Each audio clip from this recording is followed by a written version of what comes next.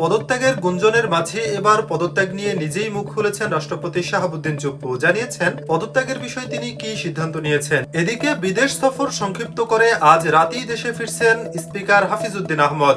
তাহলে কি তার কাছেই পদত্যাগপত্র জমা দিতে যাচ্ছেন রাষ্ট্রপতি শাহাবুদ্দিন চুপ্পু? অসুস্থতার কারণ দেখিয়ে আগামীকাল শুক্রবারই পদত্যাগ করছেন রাষ্ট্রপতি মোহাম্মদ শাহাবুদ্দিন। বঙ্গভবনের বেশ কয়েকজন কর্মকর্তা গণমাধ্যমকে নিশ্চিত করেছেন আগামীকাল দুপুর নাগাদ পদত্যাগপত্র জাতীয় সংসদের স্পিকারের কাছে পাঠাবেন তিনি। অপর একটি সূত্র জানিয়েছে সরকারের পক্ষ থেকে স্বাস্থ্যগত কারণ দেখিয়ে রাষ্ট্রপতি শাহাবুদ্দিনকে পদত্যাগের কথা জানানো হয়েছে। তবে এ বিষয়ে এখনো রাষ্ট্রপতির কার্যালয় বা সরকারের পক্ষ থেকে আনুষ্ঠানিক কোনো ঘোষণা দেওয়া হয়নি। এ বিষয়ে রাষ্ট্রপতি শাহাবুদ্দিনের সঙ্গে কথা বলেছে দেশের প্রথম সারির জাতীয় দৈনিক দ্য ডেইলি স্টার।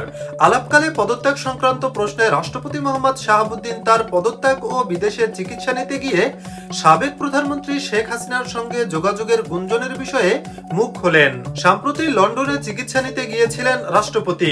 বিদেশে চিকিৎসা নেওয়ার সময় শেখ হাসিনার সঙ্গে কোনো ফোনালাপ হয়েছে কিনা এমন প্রশ্নের জবাবে তিনি বলেন, এটা পুরোপুরি ভিত্তিহীন। কারো যদি মাথা খারাপ হয় সে এ ধরনের কথা বলতে পারে। আমি তখন মৃতপ্রায় চিকিৎসাধীন ছিলাম। এটা একেবারে ভিত্তিহীন ও বানোয়াট কথা। এদিকে জানা গেছে গত 19 জুলাই চিকিৎসার জন্য ব্যাংকক সফরে গিয়েছিলেন স্পিকার হাফিজউদ্দিন আহমদ। সফরসূচি অনুযায়ী আগামী 26 জুলাই তার দেশে ফেরার কথা ছিল, কিন্তু সফর সংক্ষিপ্ত করে আজ দেশে ফিরছেন তিনি।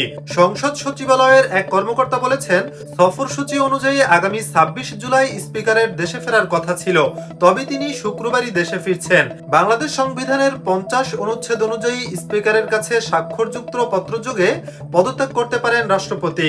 সংবিধানের 54 অনুচ্ছেদ অনুযায়ী রাষ্ট্রপতির পদ শূন্য হলে বা তিনি দায়িত্ব পালনে অক্ষম হলে নতুন রাষ্ট্রপতি নির্বাচিত না হওয়া পর্যন্ত জাতীয় সংসদের স্পিকার ভারপ্রাপ্ত বা অস্থায়ী রাষ্ট্রপতি হিসেবে দায়িত্ব পালন করবেন।